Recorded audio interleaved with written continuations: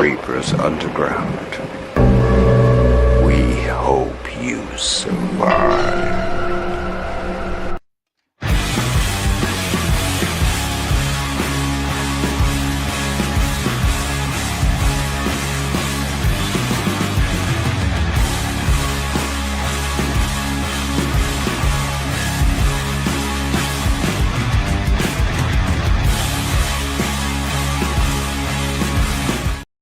What's up, my demons? It is Thursday yet again. Yes, that means it's time for Reapers Underground. And it's been a minute since the last show, and I couldn't think of a better way to kick off the last 2 weeks before the holiday hits than to bring on legendary ink master himself. I mean, he doesn't even need a fucking introduction. This guy is the mad scientist of the tattoo world. This is Kyle Dunbar.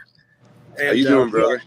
Oh, pretty good, man. Definitely glad to have you have you on the show, because I run into you so many times at Villain Arts, so it's like I feel like, hey, finally got you back. It's like I haven't been there.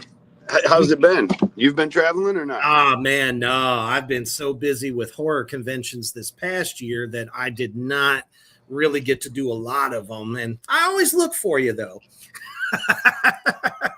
Just in case you're there. And but this is the time, everybody out there in the Black Flame universe. Share this shit out. Anywhere and everywhere there is a art enthusiast, tattoo artist. I don't give a fuck. Wake the dead. Wake up grandma, great grandma, grandpa, all of them. We need to make sure that everybody is watching. And we're going to go ahead and deep dive into this brilliant career of Kyle's right after we take a quick commercial break to our brothers over at Villain Arts Tattoos. Check that shit out.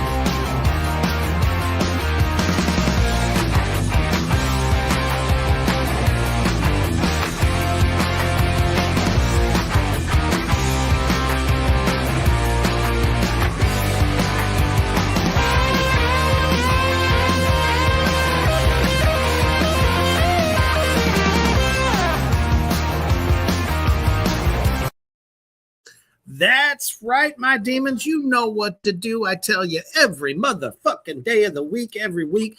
If Villain Arts, the largest tattoo convention in the United States, probably in the world, and you want to get a high quality tattoo from some of the best and the latest and greatest in new designs, get y'all's asses down there. Check out the great sideshow performers as well as all of the awesome vendors you might see.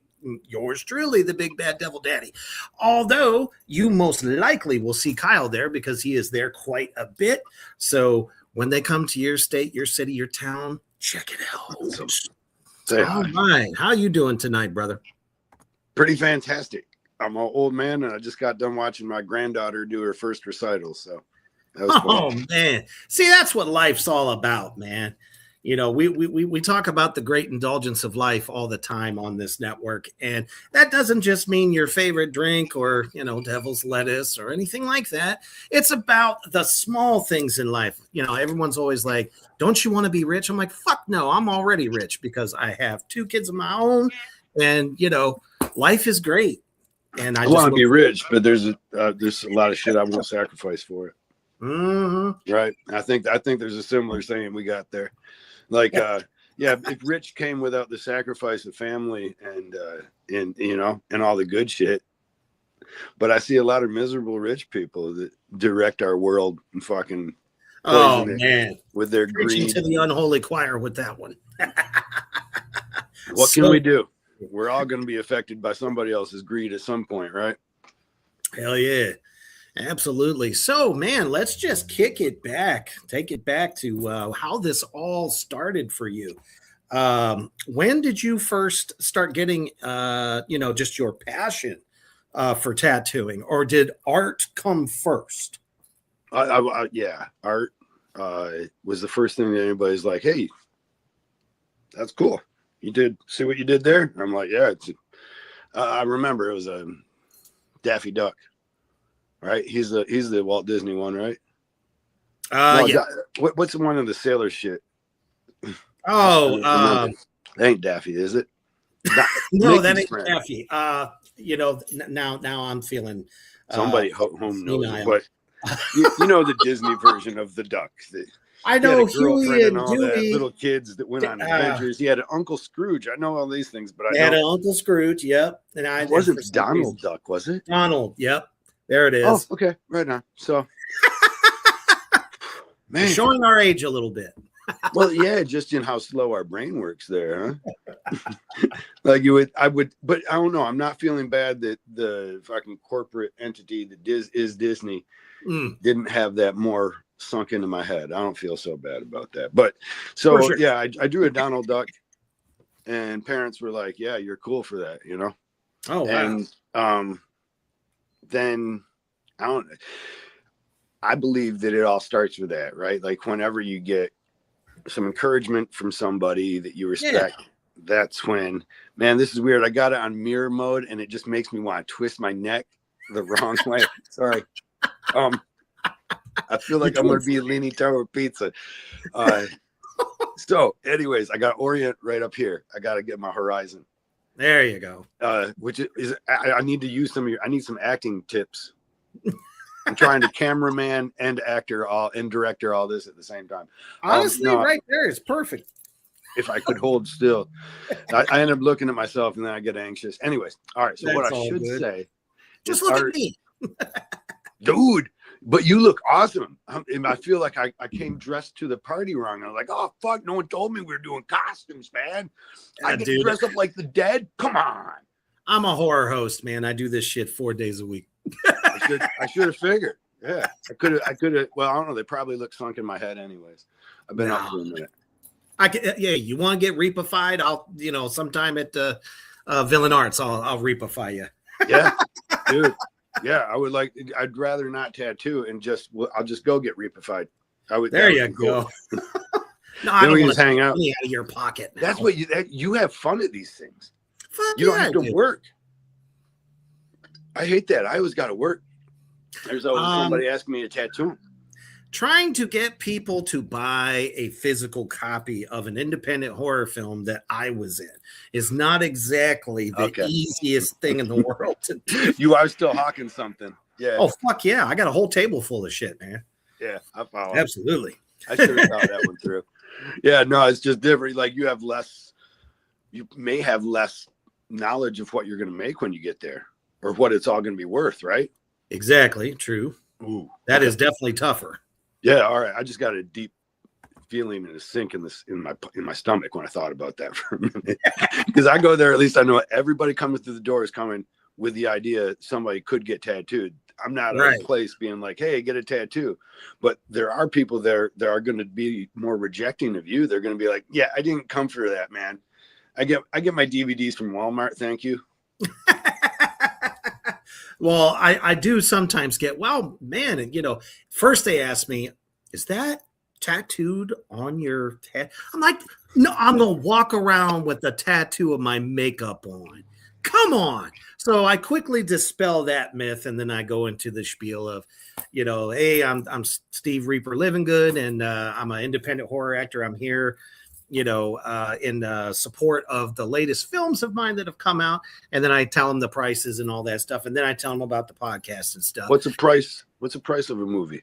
For one of mine, that's there because you're probably giving a better deal there. I ain't trying to. If it's a DVD, it's a DVD, it's $10. If it's a Blu-ray, then it's $20. Because the Blu-rays give you a lot extra. Okay, right on. Oh, they're well worth it though, is what I'm going to say then. Oh fuck yeah, absolutely. It is that. Then that must pay for the filming. Well, it's I look at it like this. It allows me to continue to travel and Okay. go to more horror conventions because that's pretty much what that money pays for. Where Uh, does the where because this is a whole sub genre of movies almost, and so it's kind got of. it's going to be like the macrocosm, I guess, of Hollywood, but nothing near as dirty. Exactly. Well, But although still, I'm trust sure it's me, got the its elements. independent circuit definitely has its problems. That's for sure. I could we'll just imagine. we'll just leave it at that. But okay, so Donald Duck was kind of your gateway into, hey, I guess I'm going to go ahead and do some more drawing. So yeah, mom asks me. I think I'm 8 to 9 years old. Mm. And she says one day, so what do you think you might do for your rest of your life? And I'm like, whoa, big thinking. That's a but big decision. yeah, I'll go for it. I was like, I'd probably, be an artist, Nice. Yeah, that's why. But then she was like, ooh, oh, I don't know about that. they starve. They starve. That's what she told me about starving artists. And I was like, yeah, because we always see these commercials that come on and they'd be like, starving artist sale. It's like how much I didn't know, like, do you buy the painting or you get the artist? No, they weren't saying that we're buying paintings. They were saying starving artist, and I'm a young kid, and you're like, what, you can get an artist to do whatever you want? Right. Like, are you talking about painting walls, or you eventually just be like, clean my car? Yep. And for my experience, yeah, that's about it. You can get an artist to do any of that stuff. Tell them they're good. That's what it takes. Give them what their parents didn't. Pat them on the back. Tell them you love them. Now, we're obviously, suckers. being that young, though, you didn't know anything really about tattooing, or did No. your And we were folks have Christian. tattoos? We didn't. There's Gotcha. I didn't see tattoos really. My first tattoo real experience, I never seen a good one. My first one I got said I rule when I was tripping LSD, 13 years old with some friends. Oh my Dad goodness. died when I'm 10, so the world changed really Sure. dramatically. But I gave up a long time. I mean, after she told me about the starving artist, I never cared about art again until I still did art. Mhm. You can't take that out of No, it's a part of you. So I go to try out for I'm not really doing good in high school. I'm a smart kid, man, but I'm not doing good. I'm bored. I hate this fucking shit. Right. I wonder why everybody plays these games, and I hate the social parts of it, and I'm just not good. And ever since my dad died, I'm kind of introverted and not like with it for people and stuff. Sure. Gatherings get uncomfortable, and so I can't be an artist, or I hadn't even thought about it. I go to try out for the Army. And I pass. I ace this test, man. Like, I'm telling you, I'm a smart kid, but I don't give a fuck about high school. So I'm getting D's and D minuses. Kind of how geniuses are. It's like this I shit don't know if is it's genius, but kind of like a waste of time. I would rather be doing this or that. But it's easy, and that's the other thing. Is the work the work came easy, and you're just like, okay, whatever. Yeah, until it got hard because I quit paying attention. And then it got hard, and then I gave less of a fuck about it because I was like, how does this apply to what I'm going to do when my mom already kind of set up my prospects that it ain't going to be anything I like, and I don't know what it's going to be. So, like, I'm thinking plumbing, fucking roofing, mechanic shit, because we grew up broke. And so I haven't seen this stuff, and they didn't show me none of this. My dad dies when I'm 10, so he doesn't open the world to me. He was an epileptic who was not able to really hold a job too long. Soon as somebody sees him breakdancing on the fucking on the floor there, they're like, oh yeah, you got to get out, man. We don't have your kind in here. That's a liability. Jeez, he wasn't doing it on purpose, people. No, God damn, it was freaky. And you never realize how freaky it is until you see it through your friend's eyes, because you grew up with it. My dad would have 2 to 3 seizures at least in a year, and they would be grand malls, and he'd be out, and everybody kind of assumed their position and try and grab pillows and shit and turn him over on his stomach as best they could, hold his face so he doesn't smash it. And we might be here for a minute. We don't know. Right. And then that's scary as fuck. It was a lot of, I mean, I never really, I guess, I kind of forgot about that trauma till now, actually. Thanks a lot, man. Appreciate it. Sorry. But all the wasn't other where I was going with that. Over it. It was full. So I wake up one day and my dad had passed away, and he was face down in the bathtub. He took a bath early morning. He knows better than take a bath with everybody or without everybody knowing it. And Heavy's awake, and he died. He drowned in a couple inches of water. And I woke up. My mom was pulling him out of the bathtub. My brother was there with him, trying to help, because he's a bigger guy. He's not huge at all, but he's bigger than a 10-year-old. A 12-year-old, and my mother could really wrestle that weight out of the bathtub. And crazy, horrific scene for a while. But that kind of just made me not want to be in like places with people, because I wasn't fun to be around anymore. I just wasn't. And then I would, like, if I saw through your bullshit, I would call you out on it, and I would make you feel really bad. And I don't even mean bullshit. Like, you were just doing, I don't mean you, okay, but whoever you were, I feel bad now. Yeah, they were being innocently flirting with somebody, and I call them on their game, and just fuck them up, cock block, just or just pull it down to attention all the time, this or that, and it was about me stealing the attention, really. But whatever, the long of it, which this is, I'm sorry it's so long. I end up going to the Army, and I do 91 on the ASVAB. They tell me I can do anything I want, any job I want. They're the largest employer in the world. I'm like, wow, okay. So everything just opened up, and immediately I'm like, oh, anything? Yeah, fuck it. I know. Oh, it came back to me from when I was 8. My mom said I couldn't. I want to be an artist. Yeah, that's it, man. Sign me up right now. Oh, I just made the best choice of my life. I'm so excited, fucking stoked. I'm going to be like Theodore Geisel, Dr. Zeus. Or is that Rich? Theodore Geisel. Anyways, I'm going to be like Dr. Zeus, who works in the propaganda department. I'm going to be like Stan Lee, who is fucking Marvel. He worked in the propaganda department. I'm stoked. Even if you guys got me advertising, and he's like, so you mean like computers? Nah, man. Like, no, with my hands, motherfucker. A pencil and pen mostly now, but you guys going to teach me. He told me we're the largest employer in the world. If there's a job you want, we can have you doing it. You guys can teach me to hold a brush. I want to paint, man. Oils cost a lot, so I never learned. But fucking, what are we going to do? Like, I'm excited about tomorrow, man. You can't start me up any sooner. Do I have to finish high school? So he's like, no, you're missing it. No, we don't have a propaganda department anymore. Oh, really? I mean, come on, bro. Like, you got to, right? And like, not that do any drawings, I'm like, okay, well, big thinker stuff. You can still put me on that, I'll learn marketing. I don't know, hypnotism, whatever. Yeah, I'll stare down goats and try and fucking make them have bad dreams. I can't remember what that was, but you guys spent grant money on it, right? So fucking right. Sign me up for that shit. That sounds cool. You know what I'm thinking about, son? I don't. I'm completely lost now, because I feel like I'm right back at my mom telling me that I might be a fucking house builder or a mechanic. And he says, it comes with a sign-on bonus. I'm like, yeah. He's like, you get your own M16. I'm like, okay. He's like, you got 7 extra weeks of boot camp. Well, that don't sound cool. He says, you're in wrestling here. You don't mind boot camp. Well, I mean, I like wrestling. I like practice. I like fucking putting my all into physical. I ain't scared of it. You're not scared of crawling around in the mud?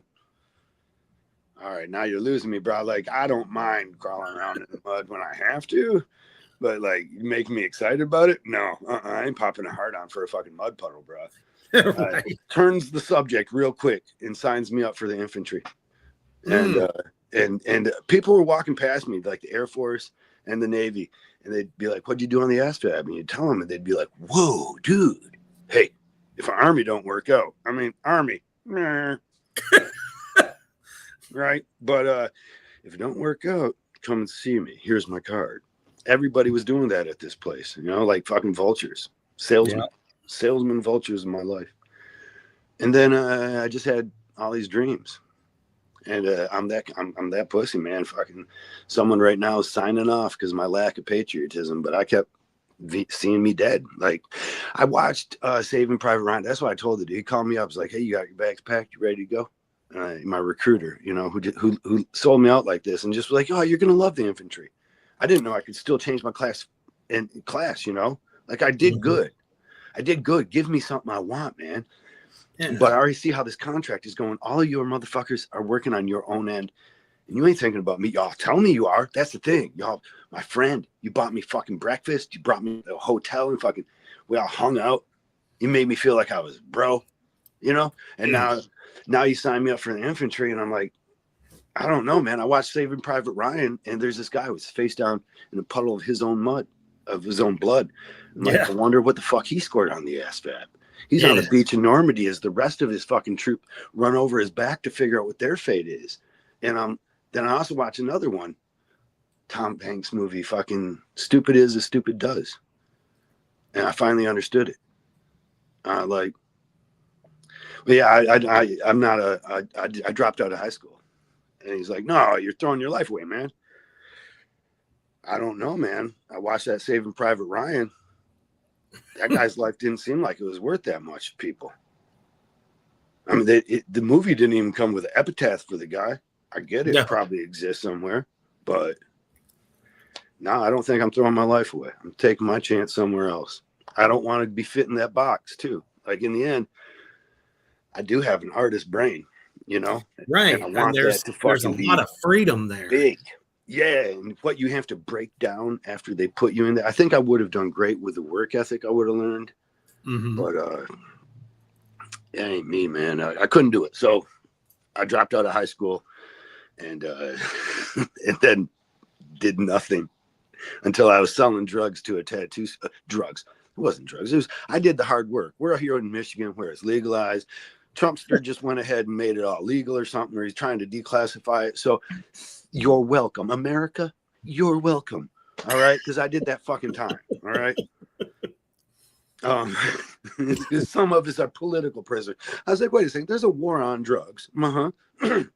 And you're all up here trying to run me in on a quarter ounce of weed. Well, it wasn't just a quarter ounce of weed, Kyle. That's what you pled to. Yeah. But I didn't want you to run them gun charges. Now, that would have been bad. Yeah. That wouldn't have been so great. Yeah. So we got you on manufacturing. At any rate, I'm selling weed to a tattoo studio, and it's like art again, you know? Again, after going through that army shit, it was like my mom again. I shut all art down. I didn't draw nothing for no time. I learned how to do tree climbing. I built houses and I did roofs and siding. And then I started selling weed to my siding crew that I'm working with because I was ambitious when I was a young kid. And so I'm selling this weed, doing the fucking freedom fighter work. You know, trying to get it legal, trying to help you guys out so that you can get your sore joints working good, your glaucoma taken care of. And I started selling to a tattoo studio that a friend of mine was friends with, and got to know some of the guys there and bought a machine, and then started fucking people up in the trailer park. Woo! All bad. Like, I will take your word for it, sir. A lot of people suffered. But all of them, to my credit, if you're getting tattooed inside of a trailer park, in a house chair, in a hey man, buyer beware. Like you don't need the small print. You shouldn't, like, you don't qualify. You don't get the small print, fucker. Look at where you're at. If you're getting tattooed where people serve fucking breakfast, you deserve it. But here's the thing: I did keep people clean. I worked my ass off to learn that stuff. The technical part was hard because the tools were different back then, and now they're so easy for these kids. And then they come up and I hate it. They say it every time they're learning. They're like, well, not bad for someone's only been doing it for 6 months. Damn. Listen here. It's a whole different mindset, I think. Well, it was. It certainly was. And then, you know, when we used to make needles, I luckily never had to mix my own ink. But those old timers hated me for not doing that. Oh, no shit. Wow. Now you can come up and fucking you ain't got to know or do shit. You just buy it. It's already pre-made, and you know, put it out there. Yep. I think it might be a little bit dirty here. Looks good on my end. Okay. No, it's just I need my glasses then. I look fuzzy. I'm like, I'm probably too close. It's gonna be looking wrinkly. But no, not at all. We're good because you might have to. Well, not with my eyesight for sure. You wouldn't be able to see mine anyway. They're covered up. What are you covering your eyes with? Just the makeup? No, I mean my wrinkles. Oh, okay. I got you. I was gonna put these back on. No, hey, I thought maybe you were using the eyes blacked out or anything. Oh no. Okay. Or to put contacts in these eyes. They're automatic clamp shut. You have to though. Am I wrong? Right. So you're doing these roles in a set like yours probably isn't a set without those fucking horrible 1/4-inch thick colored eye lenses, right? Am I wrong? Well, the crazy part is I haven't come up against that as a requirement yet. So I'm sure once I do, I'll just be like, I don't care if you have to tape both my eyelids open, get that motherfucker in there. Okay. No, that's nice because I mean, every time I watch, I don't know the last time I watched anything that was of the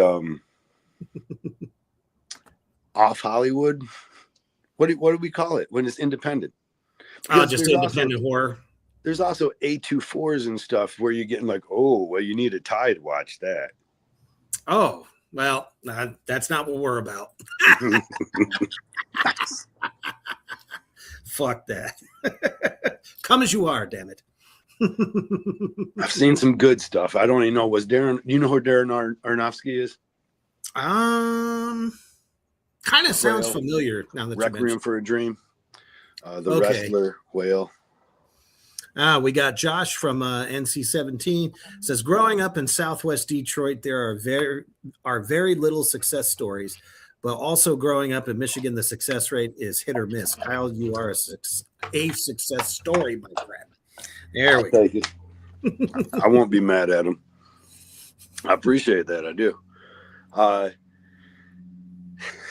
know my bank account, so it would be easier to question that, but I also just watched my granddaughter do her recital, man. And then this morning I watched my baby granddaughter, Valerie. Man. Congratulations.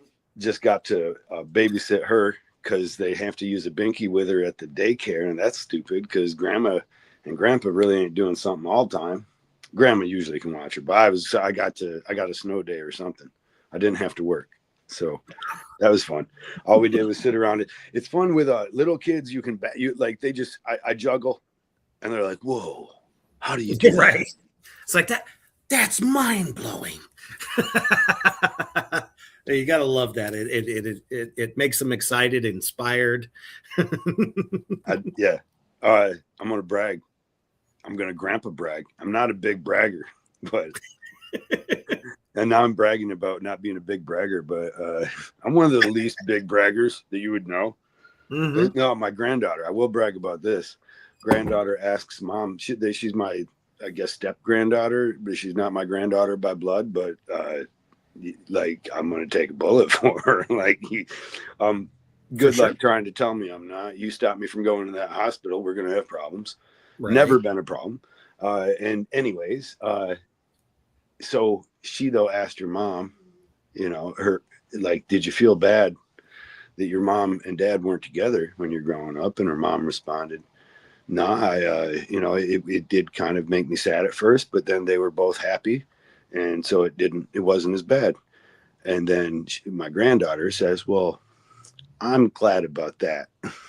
I'm not happy that you're sad, that you weren't happy for a while, but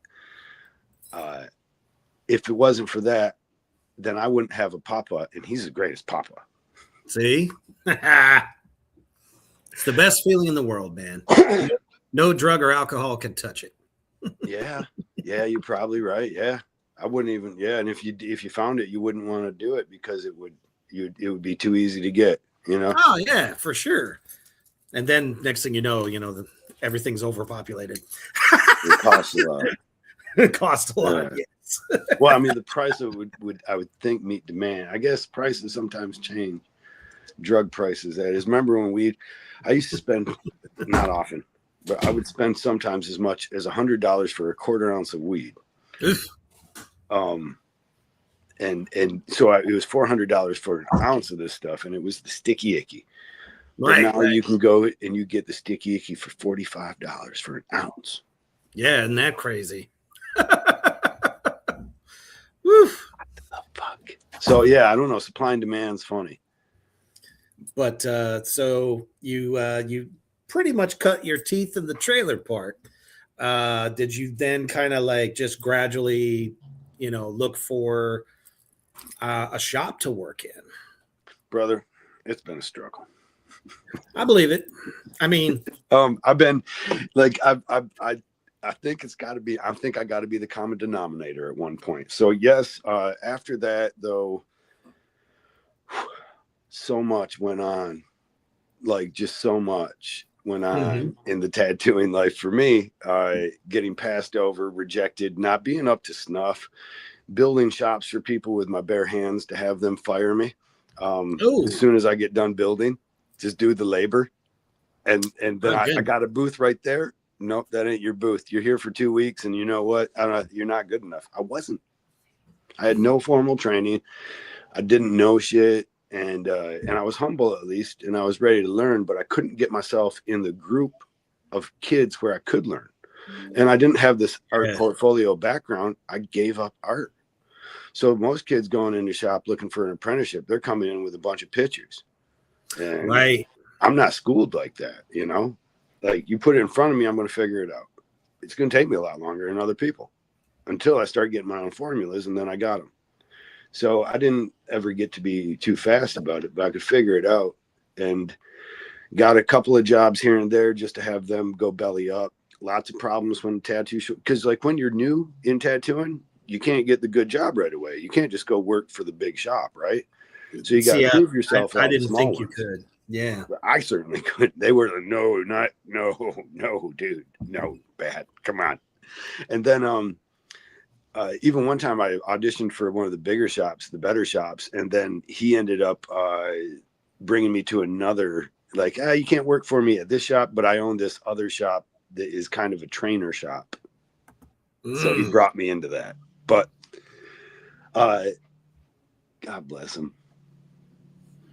There was a lot of rejection at first. I ended up working at no place longer than 6 to 8 months, and either it would go belly up or I would get fired.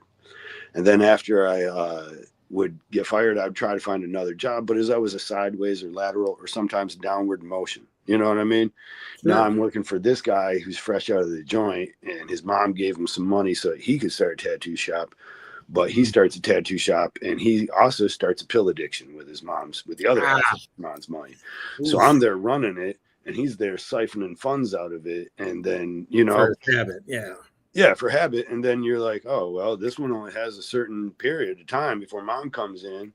And actually, she ended up getting bilked out by so that now she needs a business partner.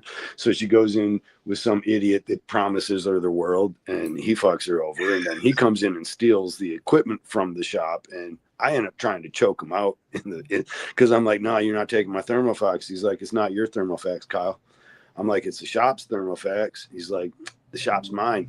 I'm like, shop's not yours. You never paid for it. He's like, I got the contract. And I was like, I'm just going to choke you instead.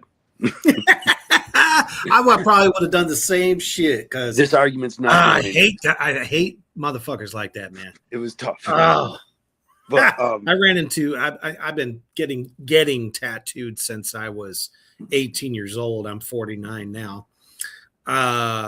So I've seen a lot of what you're talking about. Like I always had a favorite artist, and I always made sure that I went to that person. And then, like you said, 6 to 8 months later, they're gone. And then not too long after that, shop's gone, or it's a new shop with a new name. Like that stuff was so high turnover in the early 2000s. I wonder if I guess I really don't see that it is anymore, but I'm in a different echelon of it too. Mm-hmm. You know, like I've clawed my way and now I kind of demand a certain amount of respect that I probably could have got earlier on if I just would have known to ask for it. But well, when you're in it, it's hard to say that, that you sometimes we know our worth, and then there's sometimes where it's like, I mean, I'm okay, but I don't think I'm at a point where I can, demand that of somebody. But you at least should have had the fucking respect. I got to run in here for a second and grab a cord. No worries. How they doing? 30-22. That's how them Seahawks are doing. In case they're worried. Yeah, I didn't work good at places. God damn, what am I gonna do here? I think my battery's about to go dead. Not really go dead, but it's getting close. I didn't work good at places, so I ended up getting fired a lot or having something unique happen. I got set up once. Oh, that's not good. No, it wasn't. It was fun. I don't know. I mean, it was it was after 9/11, and when the money all changed, then the guy that hired me, my manager, and I'm probably fucking all this up for aesthetics. I apologize, guys. No, you're good. Don't worry about it. But the kid that hires me, he was like, yeah, well, there's not enough room for both of us to make money. And you were doing real good there for a while because, he had a pill habit. Or he developed one. He was a good looking kid, and he had he met the hottest stripper at the local club. And you got to keep her entertained. That's right. So a lot was going on for him, and he couldn't work as often because, he found a way to sell the pills as much. So I ended up, he set me up. He just made a mess, blamed it on me, said he was the manager, so he was going to fire me. I called up the boss, and I was like, hey, I don't think this is working the way you're thinking, Mm-hmm. Like this guy, he's like, hey, I made him the manager. I got to give him that position. If I don't give him the authority to be manager, then I didn't have a manager. Right. And then that place went out of business about 6 to 8 months later because that kid also had a pill habit. So he was I don't know what the first guy had a pill habit. Yeah. Well, the first one did. Yeah. That's why he went to jail. Then his mom tried to sell it to is a long chain of doing that. And then a couple of construction jobs also that got mixed in. So after 9/11 and that guy fired me, I went back to roofs for a while I thought just 6 months, ended up being there for 2 or 3 years. And then eventually when I was just like, I got to start my own shop, and I just bit the bullet and saved what I could and made it work. Like we really started the shop with $1,800. That's amazing.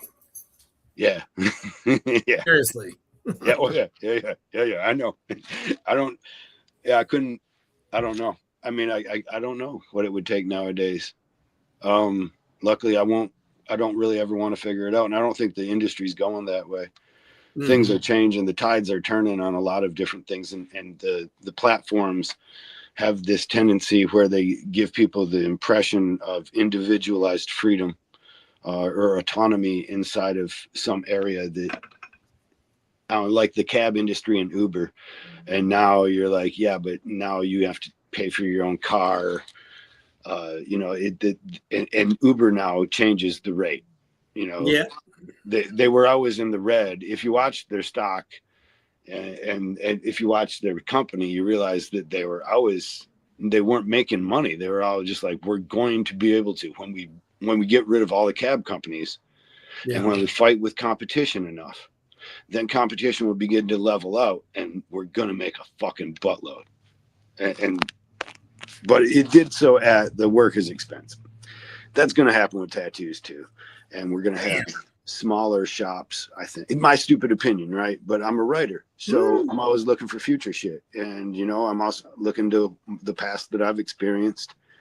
And if we can see that the shop used to exist for the ego, or because of the ego, and also to the detriment of the shop, the owner's ego, a lot of times, where that would get in the way of a kid making money, or keep him from getting hired at a different shop, or make another shop want him more because of the ego of the owner.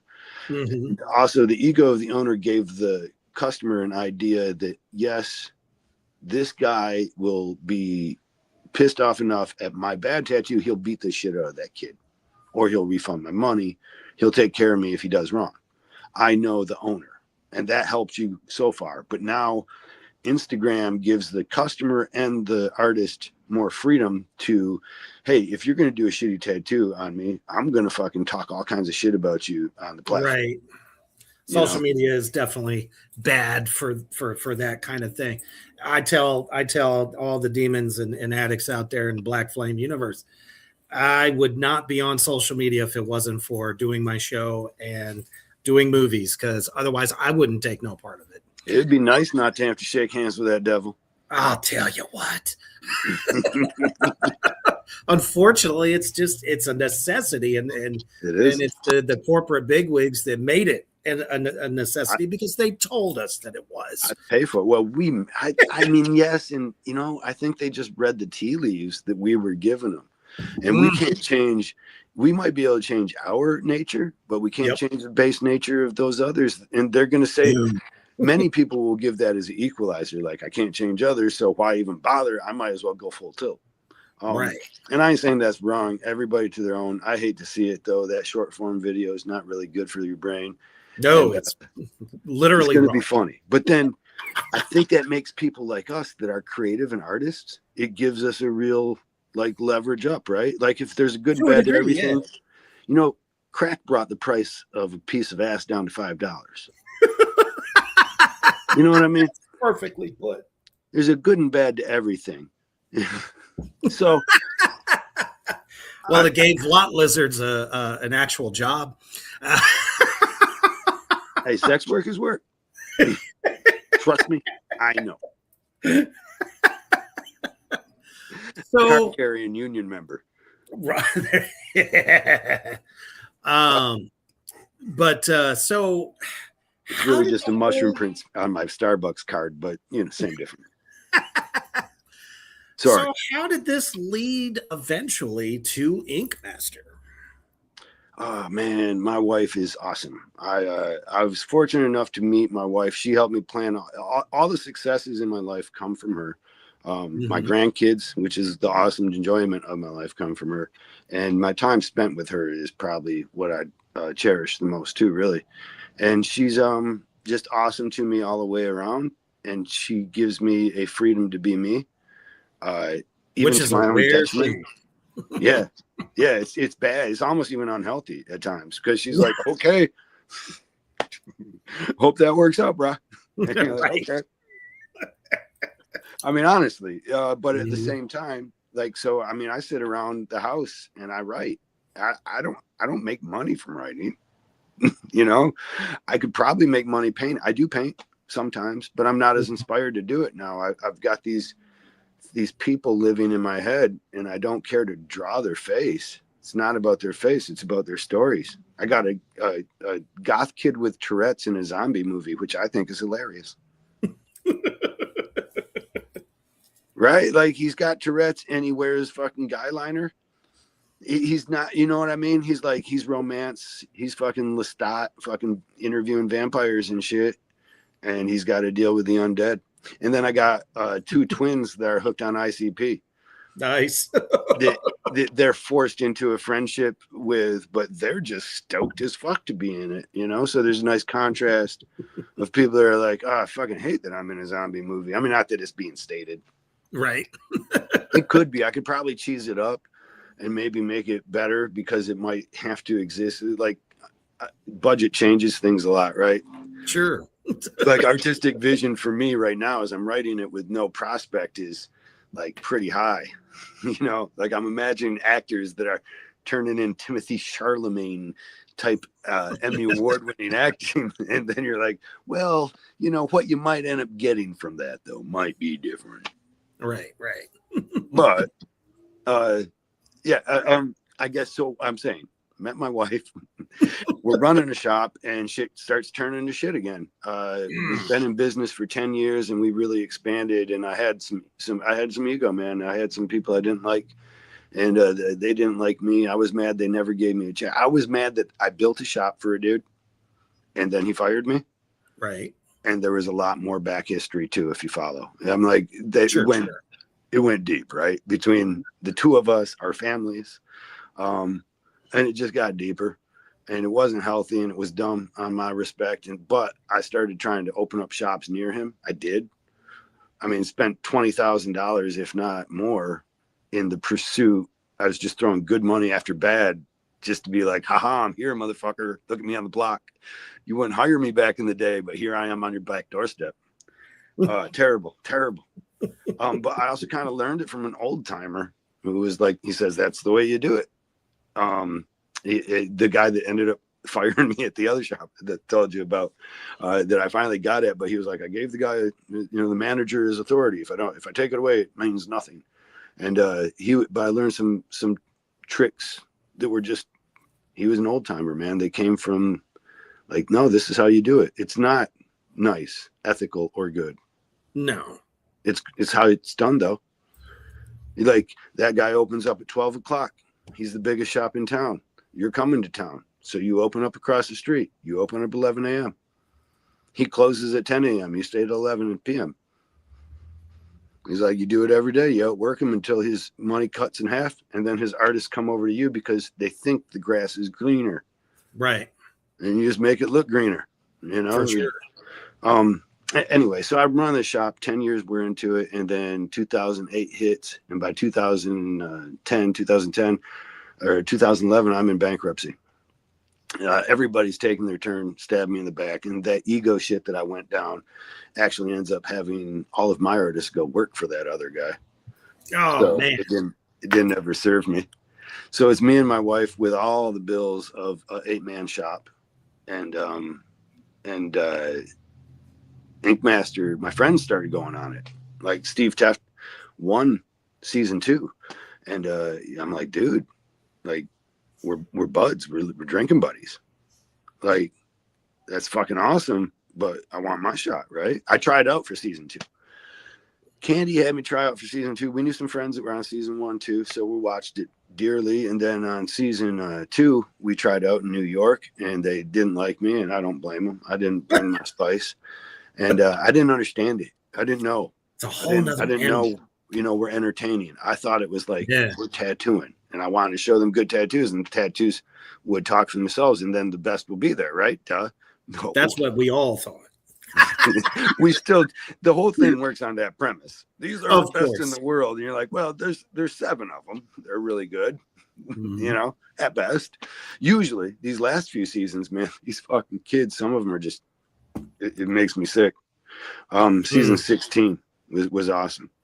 A lot of them I couldn't watch. I got a bunch of I mean, I'm not emotionally stable so much as it is. So then you watch this thing where they broke your brain, dissected you, and then made you have to study yourself in third person. And other aspects too. Like, why do people like you? Like, you didn't go out there to be liked. You didn't go out there to do anything but see where you're at. I felt like it was a karate competition. Anyway, Right. Season 2 goes, I try out New York City. They don't fucking give a fuck. I drive to Austin, Texas from New York City. That's a long drive. That is We try out again. They don't give a fuck. I drive back to Michigan with my tail between my legs, and everyone in my shop, it's like a slight. I think they felt it too. I think I might have acted away, and I think it was just at the wrong time. Market's turning, you know, downturn of the 2008 market, and it started getting everybody. It took its time, and it's getting us. And so they all jumped ship in dramatic fashion, you know. And then it was just me and my wife, and she was like, all right, we're going to go try out in Chicago. I'm like, fuck, I ain't trying out again. She's like, it's fucking Chicago. It's like 6 hours away. Yeah. We're going to go to there's a huge Lego store there. We're going to go fucking touch the bean. You know, we can go flick the Hell bean. And so I was like, all right. And I do, you know, I like Chicago. I'm not like this guy that just travels to towns that I like because I like them, but this gives me an excuse. And since then, I've loved Chicago, actually, because I went there. I called up Steve because they gave me, I watched a show, awesome show. Then I don't know if you can find it again. A guy named Mystical, I think was his name. Not Mystical Mike, but a guy named Mystical or Magical or something. He helped nerds get laid. Oh, Did you see this? It's called The Pickup Artist. oh yeah, a long on time VH1. The sales techniques this guy lays down were fucking mind blowing for me at the time. Sure, You know, simple stuff, but like I didn't know them. Now I use them every fucking day. Like I ain't shoulder to shoulder with you. Like I'm shoulder to shoulder with you. I'm not going to be shoulder to shoulder when I talk to anybody else that I'm putting. There's a need for appearances, and people are fucking fools. They're fucking waiting to be fucking had by them, and so you have to put yourself certain ways. If you put too much value into the conversation, they know you want something from them, and it gets uncomfortable. You need to turn a little 45 to 60. Look at the door occasionally. Look at the outs. Let them have escape with their own eyesight. It's weird. I don't fucking like that you have to do it, but anyways, I fucking Jedi mind tripped this fucking bitch this time. I walked into the room and immediately put out a loud, everybody look at me, yell. Right? Important. And everybody did. So where am I going? Who's got me? I'm number 33. Everybody else trying to be quiet. I already done this last year. They didn't give a fuck about the quiet guy at all. Nope. I went in there and I stood just right in line, just like they wanted me to. I wore a tie like the world wanted me to. I had my hair cut a certain way. I looked all, you know. Mm-hmm. And they didn't give a fuck about that guy. So this time we're getting Kyle. So I make that noise, and then she calls me over, and I take the chair and I Fonzie that thing, twist it around, sit it down. So the back of it is now facing her more. But actually, I turn it 45 degrees.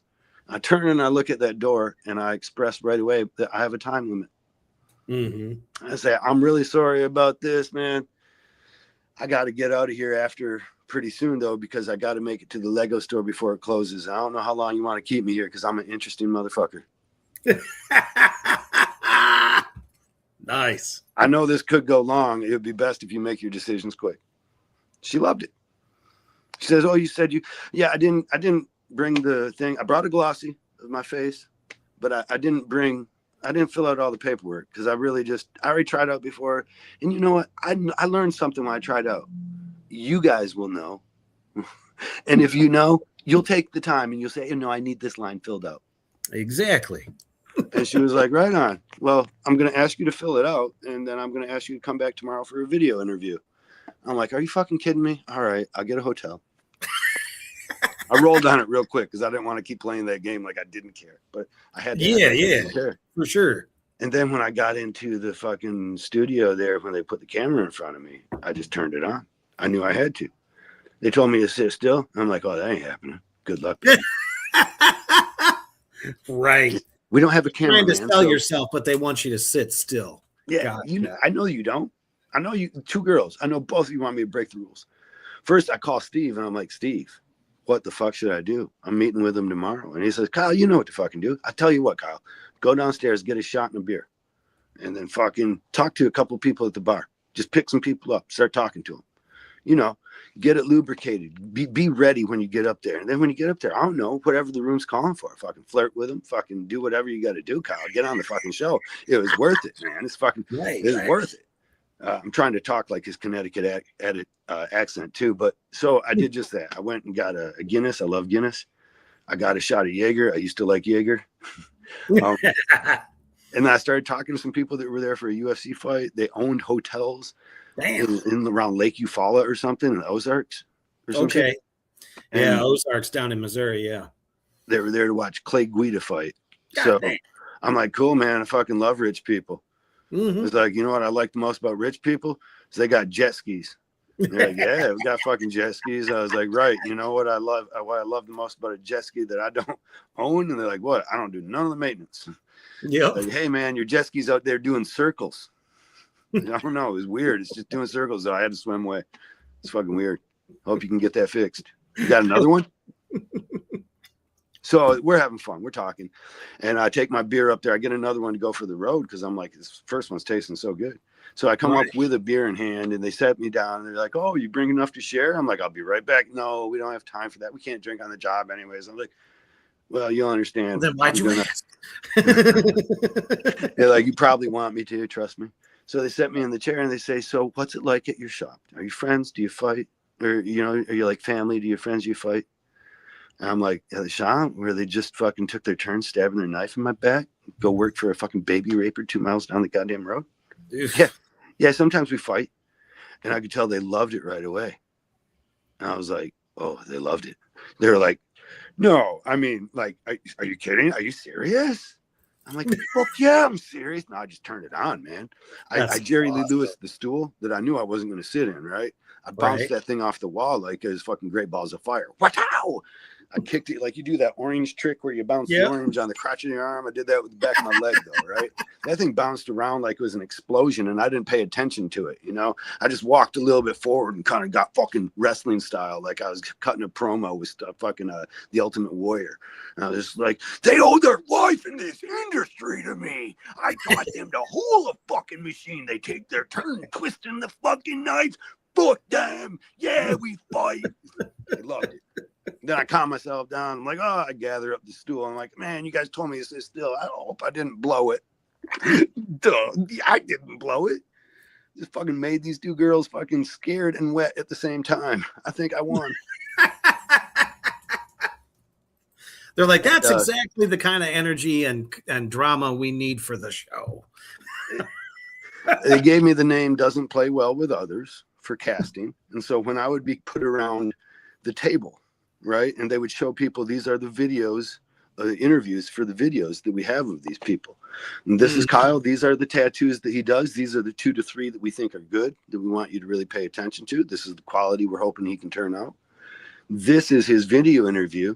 This is his crazy ass name that we gave him. Doesn't play well with others. And so I'm sure that one's like, well, we got to keep Kyle. We got to keep the doesn't play well with others. He stays. Now, hometown homeboy, I don't know. Maybe that guy could go. You know, fucking too cool for school. I don't know. Do we have too many too schools for schools? Because they have that, you know, they're narrowing it down. And when you have to think about it, you know how these processes go in a collaborative. Well, now you got to figure that they got Spike TV and all these suits too, making these decisions. Yeah. Right. Yeah. And then weighing in on artistic decisions that they're probably not even qualified to fucking make. Not even to do. Nope. But so I made it through the fucking hopper and I came out, and then they wanted to fuck with me. They wanted that guy, and they did. They knew how to get it. You know, like you can make like I wasn't being that guy. They told me, producer told me, he's like, dude, we had hired, where's the guy from your interview? He's like, I saw your interview. Where's that guy? Who is Kumbaya Kyle? What the fuck is going on here? And I'm like, dude, it's just too loud in here. Everybody's got an ego, you know. I'm waiting till it's time. It's like, how are you sure that you have the time to wait? Like, no, but I bet you do. You're trying to tell me something, motherfucker? I got to tell you. It's like, I'm just like give it to me straight. So I did, really, of sorts. I mean, there's a level of that then you realize that they want performance. Yeah. And when I finally cut loose in season 4, that was when it all came. Because even when they were first season, they're saying like, hey, man, shouldn't you be louder? Shouldn't you be this or that? Even when they were doing that, it still didn't register. It was like, no, this is a tattoo show. I'm here to be the best tattoo artist. I'm prepared to lose to the best. I'm not concerned like that. But then I saw who won. And I like Joey a lot. But I didn't have the idea that he was the best. I was really bothered that Craig didn't go further. And I think I let that probably sink into my mind more. You know, I mean, like, and became my, like, nah, it was like my Toto pulling the curtain back. Like, Joey deserved to win. I think he did. But when I look at decisions and things with him, when I look at it through the eyes of the producers, right, they also, I think, would want him to, you know what I mean? Yeah. Like, he's your dude, ain't he? Like, he's so well coiffed, and you need to show tattoos is something different than me. You know what I mean? Not that I'm saying like that's why the decision was made on me, but this is what I'm kind of what people think tattoos are. They gave me a bunch of flashy shirts. No one else got to wear flashy shirts. They expected me to be in your face and stuff, you know, and they didn't let everybody else do that. So it was to me like eventually you see that they want it, just like you see those producers wanted it in that room. You know, they want a certain performance. So when I go back the second time and I realize they got the cannons pointed at me, I'm like, oh, because before you were fucking with Jimmy Litwack a lot. Like, and you were turning it on him, and he was like, dude, they're putting this pressure on purpose. And I'm not hateful of it, but it fucking gets to me under the pressure, man. At the moment, I want to scream. I want to beat their fucking asses. And then when I see those impossible challenges, fuck. It's for me, there was a point when a dude called me crazy all the time. Oh, And, yeah. He kept mentioning crazy, and what he probably didn't know is I'm fucking smart, right? And crazy. So I have this anger that comes from inequalities. You wouldn't turn to fucking David Navarro next to you there, and you wouldn't call him a junkie, would you? No, no, because we know that junkie has a stigma. And it might make somebody that does the heroin not want to get the help because they don't want to be a junkie. They have to be not even abuser anymore. They have to be the abused of the drug, right? And I get that. But however, fuck you for it. Because if you want to sit here and call me crazy, well, you guess what? Yeah. My family is. It runs in the family. But you think I didn't call my grandpa crazy? Yeah, I did. I feel bad about it. I'm not that far from his crazy. I was trying to not be his crazy when I was calling. Right. Because you're on the show. Well, just when I was a kid, when I think about that, I'm like, oh, grandpa was what they called, now they call bipolar, but he was manic depressive. And he was fucking insane. That's a motherfucker. Yeah. So when they're calling me crazy, it's like, I'm like, would you go up to a motherfucker in a wheelchair and be like, I can beat you in a foot race, bitch? No. Like what you fucking doing, you ain't even realizing, but you have enough respect because that dude makes $30 million. He sits next to you. So you ain't calling him a junkie. Ace. But you shouldn't call me crazy then either. And he says, what is the definition of crazy? He asked David Navarro, and David Navarro says, the junkie's definition of crazy. It's not the junkies. It's the 13 steps definition of crazy. And I call bullshit on it because no, I'm sorry, bro. Crazy is like a diagnosis that you're making, you know, trying to say I'm insane because he says, well, actually insanity. Sorry. He says, not the definition for crazy, the definition of insanity, repeating the same procedure, expecting different results, not the definition of insanity. Definition of insanity is a medical diagnosis, motherfuckers. Right. That's my HIPAA shit. So fucking shut the fuck up before I sue you. Right. Yeah. You have no reason to share that and don't have to. I guess I just did. I pretty much just did, I guess. That's okay. You're amongst friends. I'm in safe spaces. I can tell.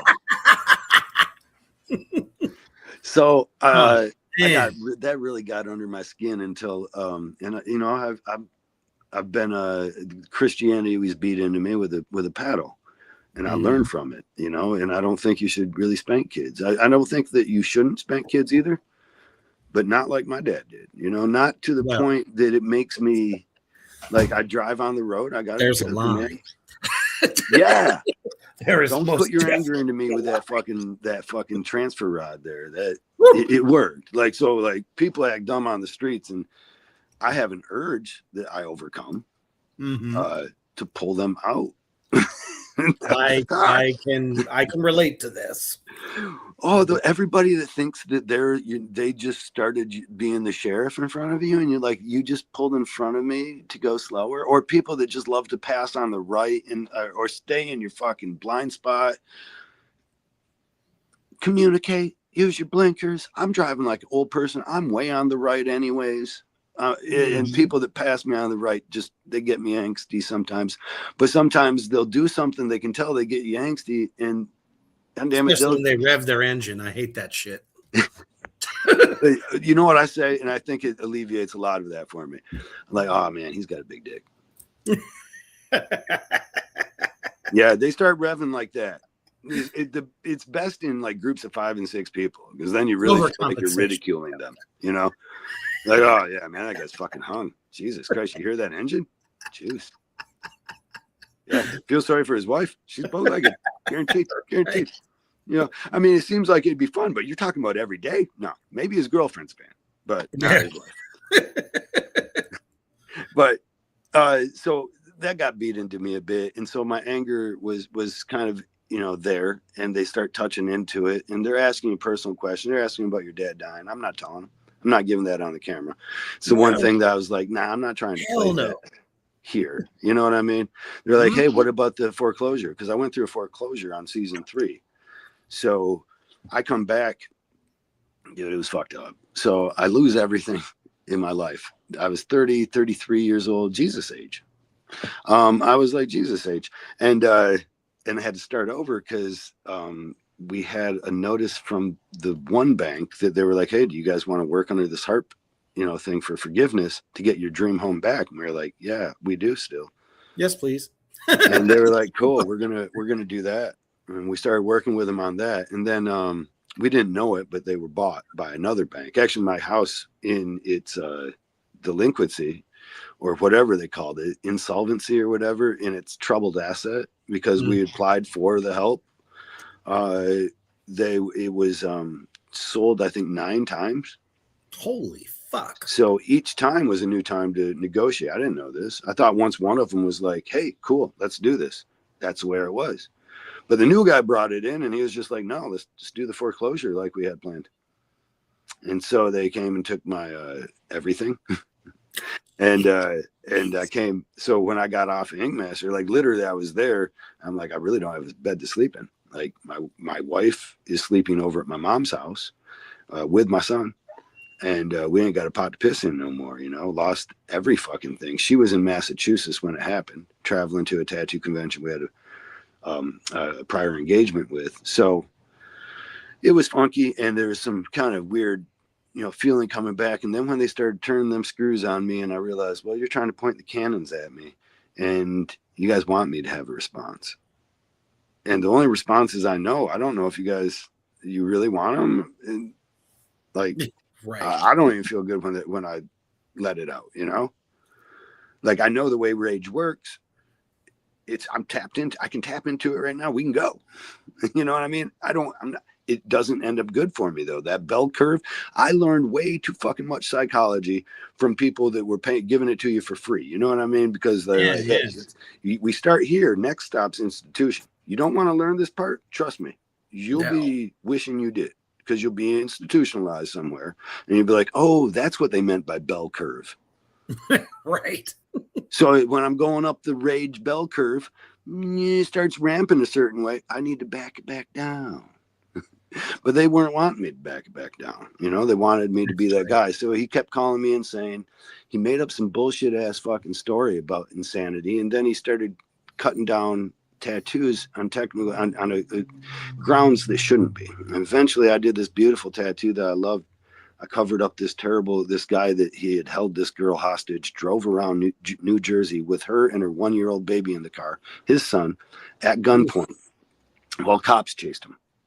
Wow. So she went through this traumatic event, and she has property of tattooed over her snatch. Oh, man. So I don't want this just to be a fucking cover up of just a fucking piece of crap.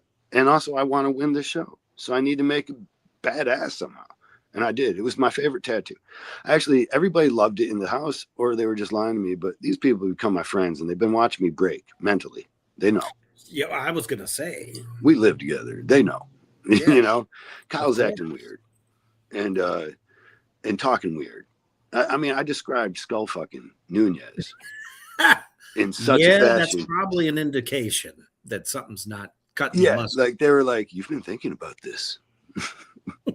It's like, yeah, man, I think the pressure from plucking one eyeball out and fucking the hole would make his other eyeball go in and out probably the same amount of my thrust. I mean, it just like seems like I think I would play with that like it was a nipple. Yeah, right. Yeah, they were dumbfounded. I mean, that was on camera. Mhm. And they're like, I don't think they're going to use this. God, I hope they don't use this. Right. They couldn't use it. It was terrible, man. Oh my God. I mean, I was just in such a bad spot. And they were like, hey, do you need help or anything? I'm like, yes. And like, oh, okay. Well, what would that look like? I'm like, I could go jogging. That would really help. We can't let you out of the house. What? Yeah, that's kind of a lot of it, to be honest. I was here last year, and it kind of sucked around this time too.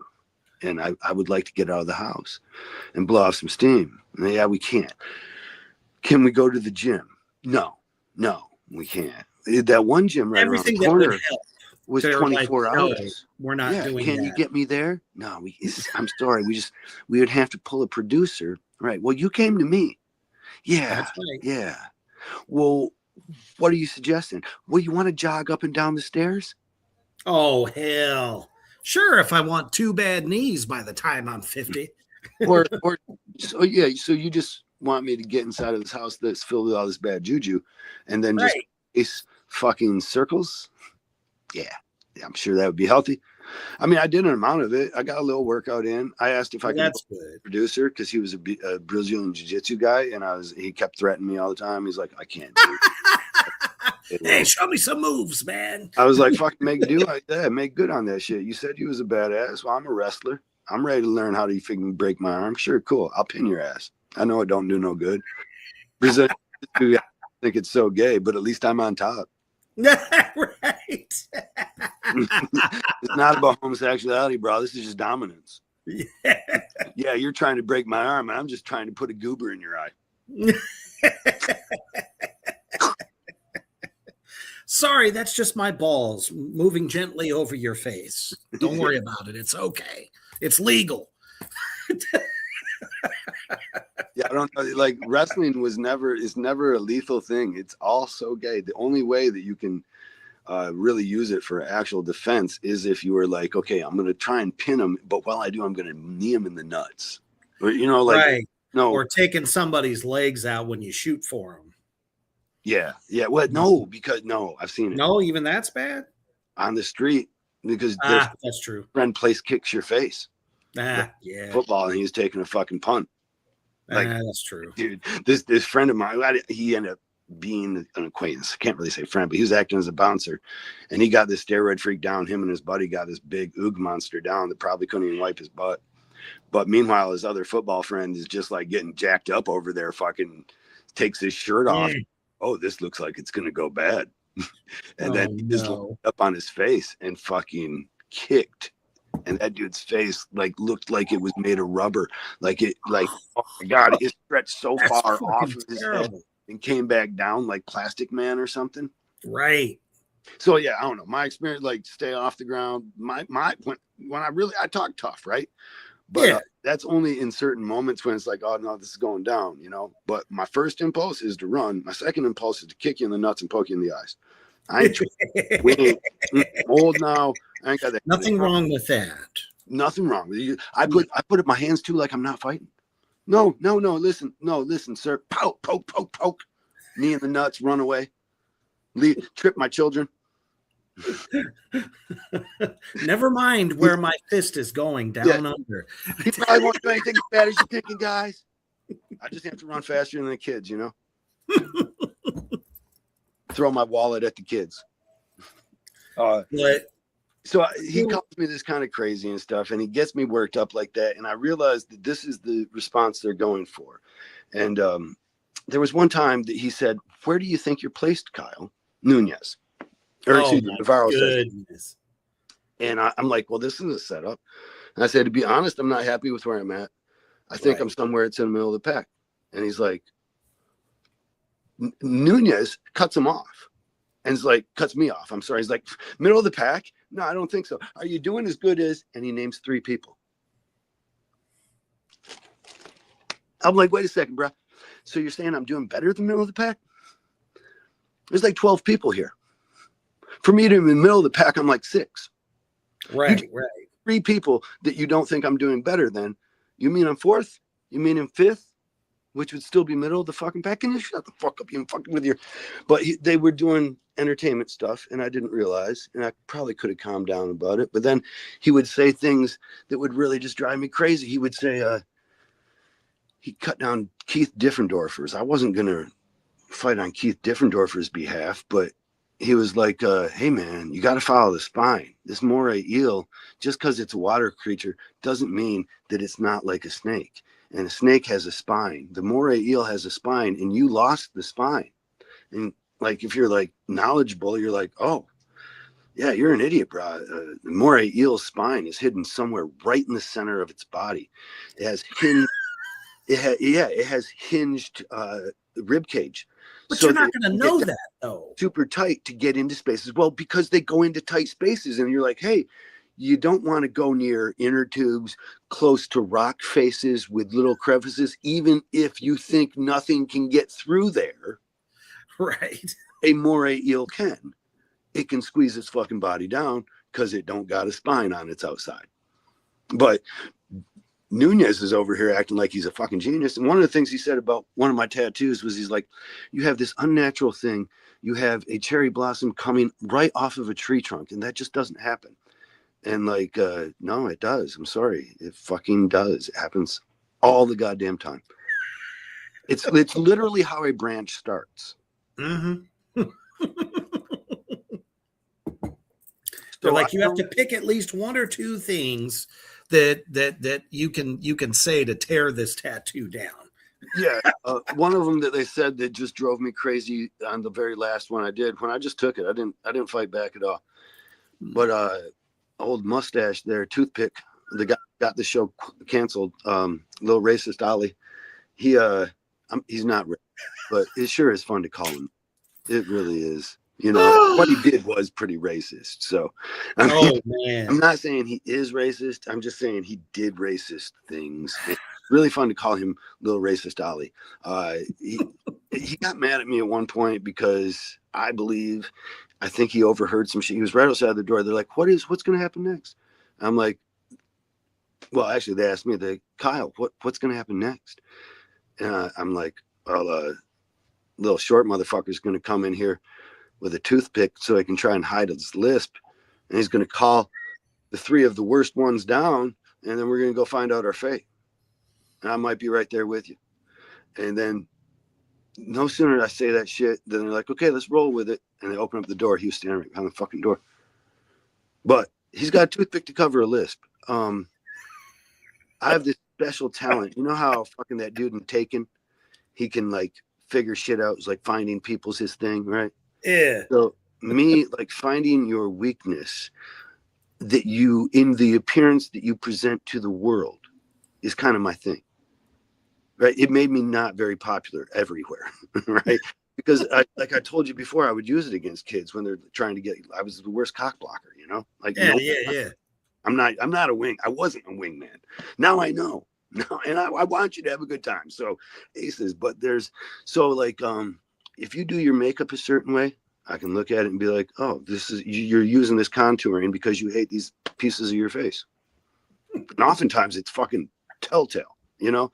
And if I want to make fun of you, I talk about that insecurity that you have, knowing that when it gets around to you, you're crushed. It's obvious to me. People don't see, like, they'll do something dumb here. They'll say, you're beautiful, backwards, so she can read it in the mirror. But I don't need to read it in the mirror to know that you, as an electric guitarist for a struggling traveling band, I do not need to look at it in the mirror to be able to read it that way, to know anything more than I need to, that you will pay for my next tour and my several liaisons with my groupies all across this nation, as long as I tell you you're beautiful.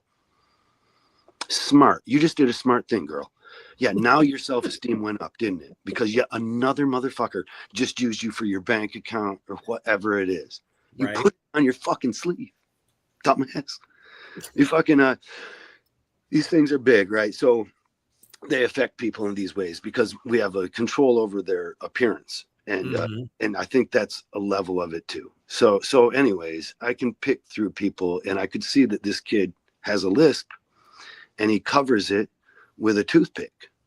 So it doesn't sound like he's whistling, and he doesn't whistle as much because he's always sucking on this thing.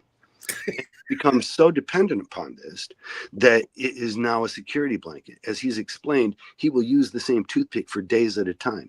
While he's screwing, he'll have it in his mouth. His girlfriend didn't like it. She would tell him to take it out. He would put it behind his ear, continue screwing. And while he was doing doggy, he would take it back out and put it in. And he explained these things to us. And all I'm hearing is psychological fucking ammunition. It's like, right on. This is a weakness. You have a compulsion. I think it was to make him look menacing. I think it had several, but all of it then becoming as ingrained in him as it were, let me know that it was a compulsion that was built up from a weakness to cover it. It has to be. Oh, and it had to be. I agree with that. So I know, right? I just do it maybe less successful. So I see that the way they're going, they're pushing me to this spot, and they knowingly are wanting me to respond in that fashion. And then I was like, you know what, today's the day. Yeah. They wouldn't let me do these different things. My wife, my dog was dying back here. Man, play a violin, man.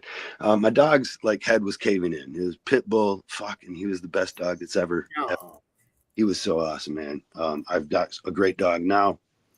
I got a good boy. I can't say he's great. He's got some FOMO, but my old dog is so dope, and he's just getting old, and his brain, there's this muscle up here in his jaw just went out, and he couldn't really chew food the same anymore. He's having a hard time. We had to start thinking about putting him down. And then I know how to do mechanic work on my car, but my wife don't, and it's cold here in Michigan, and the heat wasn't working. So I know this is going to be a bigger problem, and Ink Master is paying me $432 a week right now, and I've got a foreclosure I'm just coming from. I've got to try and make, man, my wife's a genius. I don't know how she did it.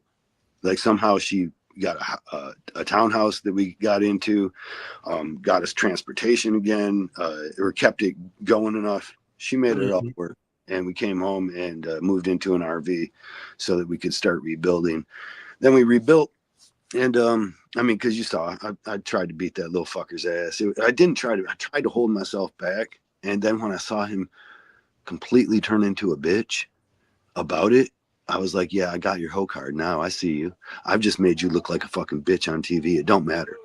It don't even matter. People can forget about me all forever. Right? Everybody will remember the time that I pulled you and made you angry. Because you lost your cool now. You're supposed to be a judge. You're supposed to be above this. But you were pulling me down into the fray, and you were ready to jump down in the fucking mud pit with me. Well, now we're both pigs.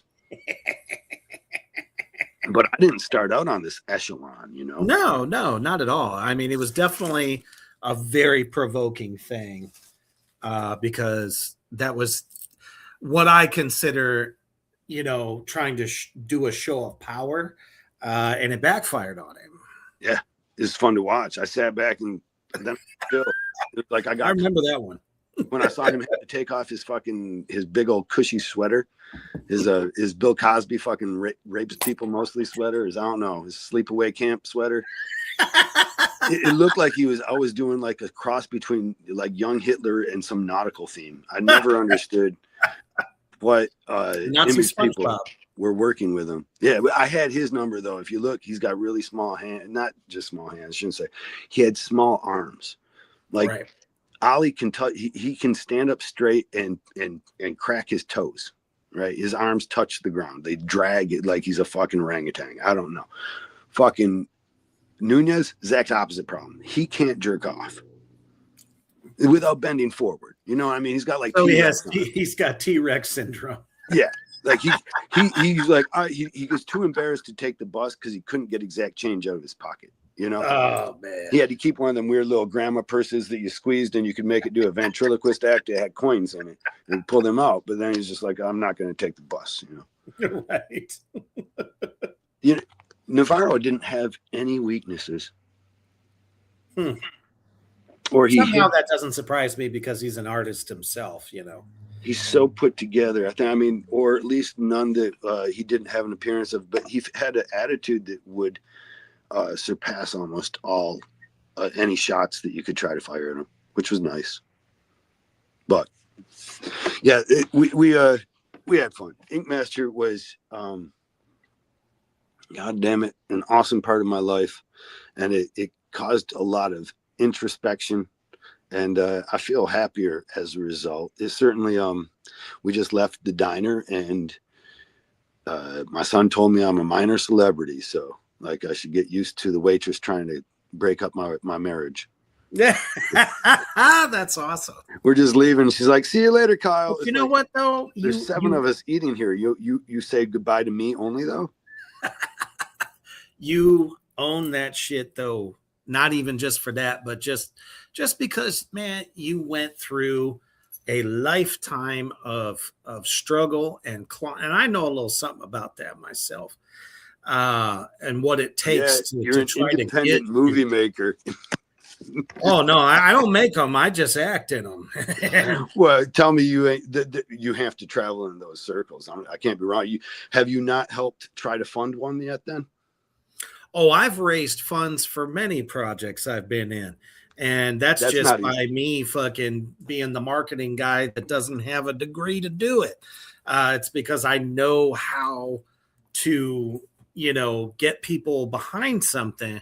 If I believe in it and I'm the kind of, not the won't go down in history as it, but the unofficial underground king. If I think it's cool, everybody else does. I try to go with that.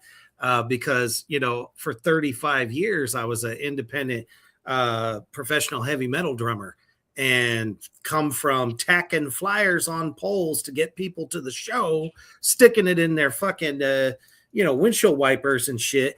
No one ever helped us. So when I started podcasting, I said, I want to help them on their journey because I didn't have it. And if I can help the world see what they're doing because I think it's good, well, shit, if that helps them get some more, followers or people coming to the shows, tattoo artists, getting more people in, or, I interview everybody that's in the underground. The true art, the true passion and love is in the underground. And that's why it's called Reapers Underground, because I won't do nothing mainstream. Sorry.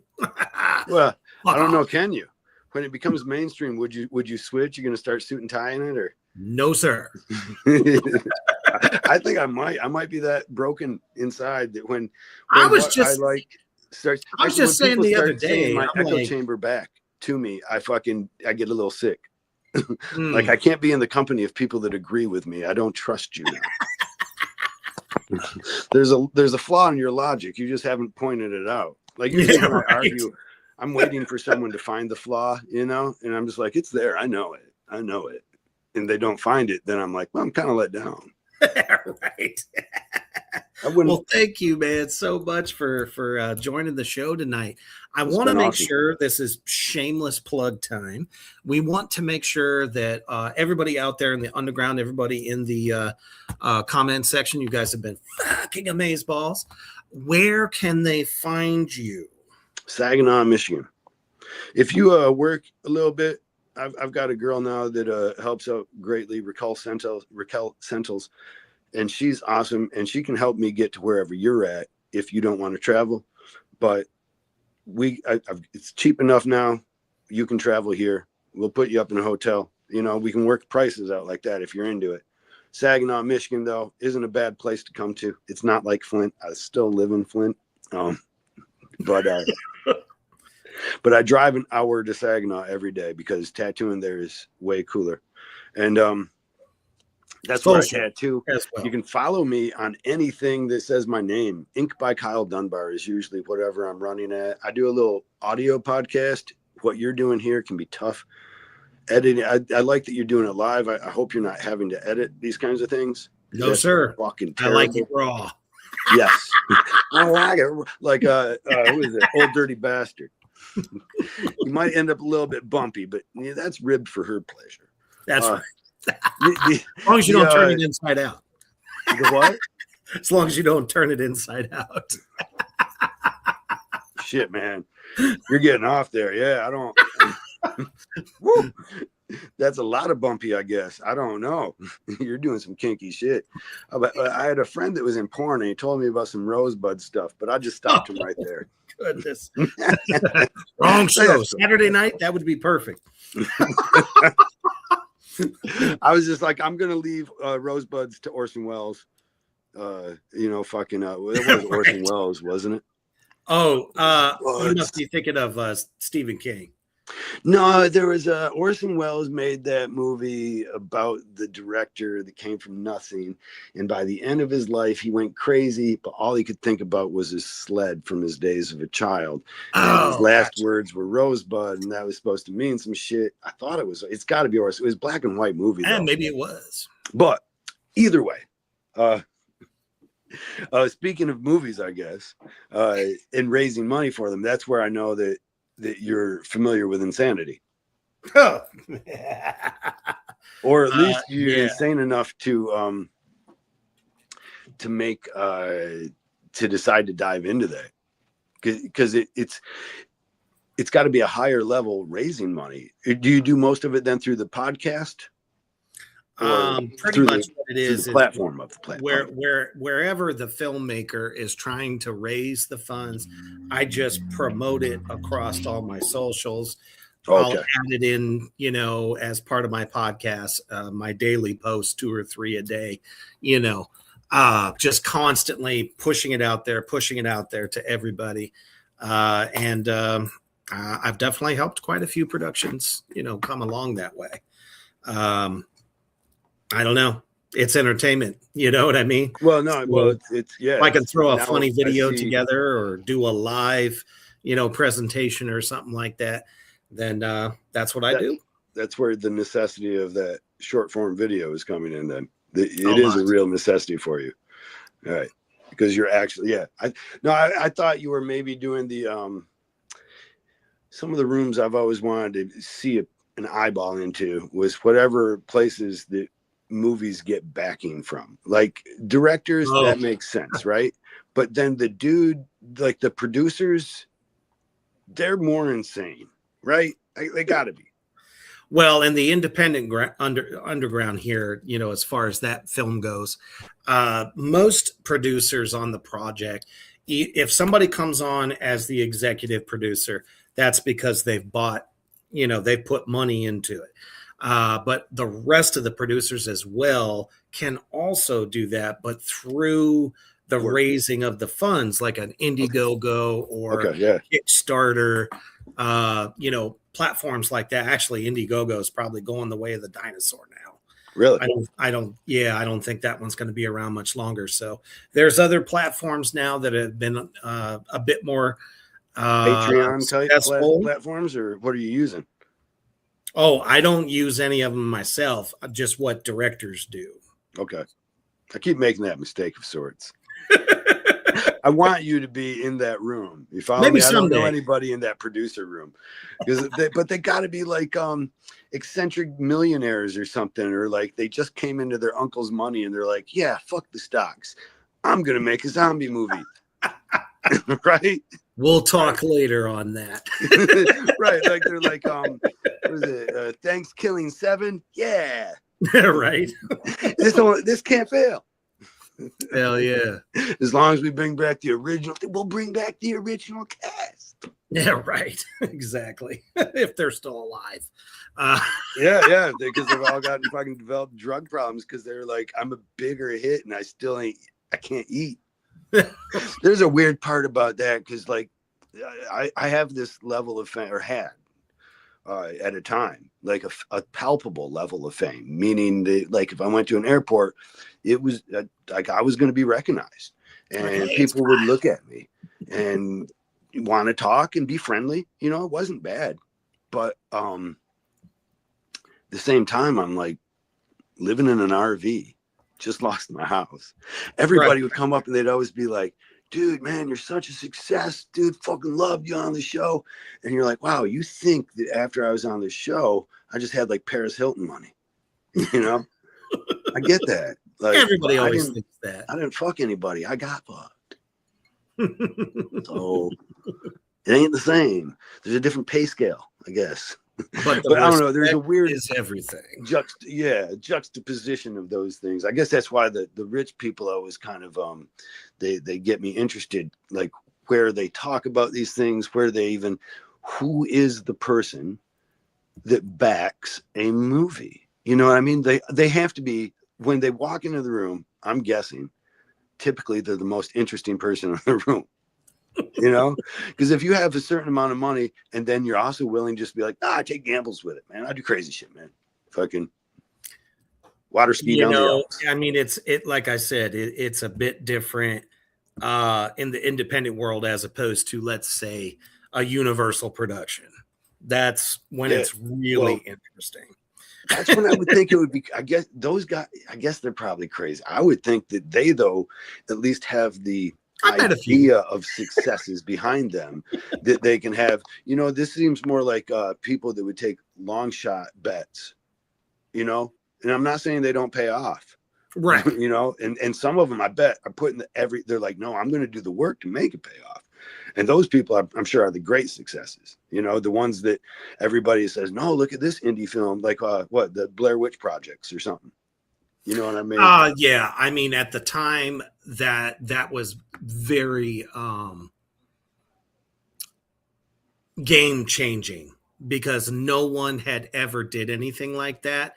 And on the smallest budget possible, they were able, and through marketing, of course, as well, able to fool the entire world into believing that they actually had found footage.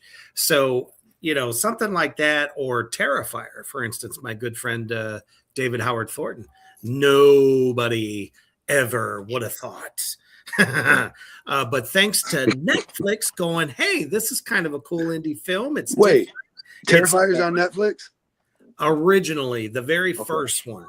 They got their popularity from being one of those hidden gems on Netflix back before Netflix was as big as it was. Hidden gem. Then you see the part 2 fully funded by fans. Okay, yeah. If you could actually believe that. But then and 2 was wilder. Am I wrong? Oh, it was way wilder. Like I think I seen an excerpt of 2. Maybe I didn't, but I think he's in a laundromat and like a Harley Quinn girl just starts shitting all over the place. Something like that. But yeah, right. Like she just was like 2 girls, 1 cup, but there's only one of us. Just well, I still got to go. For sure. Hey, let me ask you a question. As long as we're talking about stupid indie movies, I know you gotta let me go. I've always theorized this though: Human Centipede, or Human Caterpillar. I know you were right the first time. Human Centipede. Okay. Hell no. That's a one watch only and never revisited. How well this? I wanted the overview of it. It is a socioeconomic thriller that exposes the way this artist views trickle-down economics. I guess you could say that. Imagine being as it goes ass to mouth forever. and you say the rich guys at the front, right? And there's a 9-foot table a feast is prepared for. But we got to balance his ass on our necks so that we can get his shit.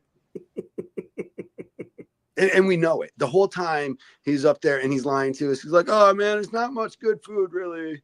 Right. Don't worry, it's not so bad. And he's just like, it's fucking awesome up here. I love it. Just keep me up here, guys. Just keep propping me up on your neck holes. I know that they're going to have to be strong, but because I'm going to feed you some fiber. I'll eat some fiber. I imagine that was because everybody said trickle down economics was the rising tide raises all boats, and I was like, then this movie came out and I'm like, little different. I think he's got his finger on the pulse. I think he's got a better idea. I think this makes more sense. Right. But I will let me go, brother. Dad. I totally appreciate you. Definitely want to have you back on the show in the future. Anytime.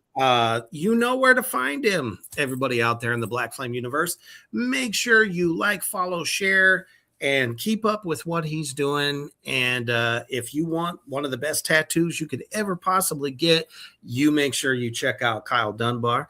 Thank you so much. Let me do one more shameless plug, actually. Sure. Sorry to interrupt you, but as No we're worries. talking about that, I'm doing an audio podcast where my son and I are writing a movie, and we meant to write it with our audience, but I haven't been releasing the podcasts as fast as I've been writing the story. So, but you can follow along with the developments, and if any of that is fun for you, and if you have any ideas, we're looking for names sometimes for things, but sometimes we're looking for plot holes that somebody will pick out, because we're not really good writers, but we really believe in the collaborative process. Fuck I yeah. do. And so, especially, that's what I think I like about indie films the most, and about the kind that you do, and the bravery that it takes to do that. I think you have to know Absolutely. better than I even do, but I know that it's not like easy, you know? No, like all of it not. is a step into the unknown abyss. Always. And a faith like, well, it worked last time, right? or I don't know. Did it? We'll figure it out when we land. Absolutely. We'll know exactly where we're at. That's why I hats off to all the indie films. And of course, I would say everybody should support them because that's where I hope to be eventually, is doing some kind of indie film or something. Even that's why I write this stuff, is to get the chops, because AI is going to take my job. But you know what it's not going to be able to do?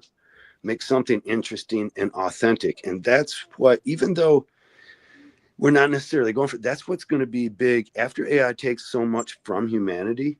What will be most valuable will be things of authenticity. If I'm right on this, we will see our pop music and culture changing to have more authentic type fibers clothing. We will look for sounds in our music that are more authentic. I envision the saxophone coming back along with brass. This is me, but I'm telling you, no more auto tunes. People are going to be like, fuck that auto tune stuff, because they're going to crave, they're giving so much to this AI. They're going to crave something that's real and substantial. And that travels when people work collaboratively. And that's why I like indie films as much. It's not a bunch of rich people sitting at the top being like, I don't know if we can say that. Right. You know, like Terrifier would never have been made, too, especially through the process of, I love that Bikini Bandits that Tool did the video for or something. And he had at the end of it, he had this vision of all these cokehead fucking executives at some Warner Brothers or something, just piles of coke around them, and they couldn't make a decision based on anything except their coke and how fearful they were of doing art. It needed to be done before.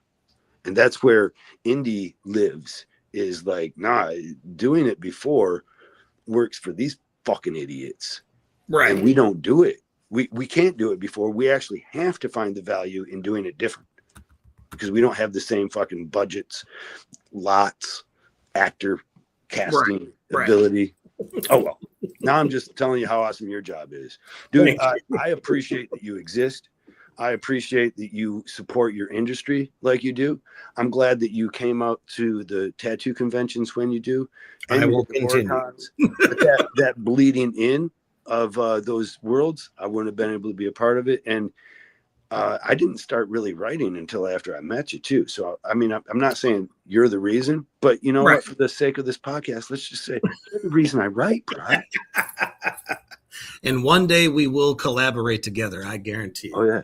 Yeah. I don't, as open as I am to collaborations, it's more about time eventually, but then I'm going to have so much of it when my wrist stops working. That will be golden, you know. I'll just be speaking in one of those things like Stephen Hawking had, and we'll be good. Or I'll be like, right.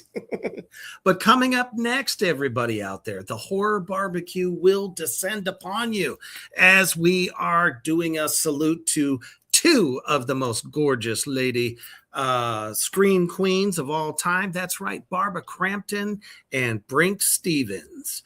You might have heard of them. So definitely come on back. Thank you so much, Kyle. Appreciate you, brother. And always stay heavy.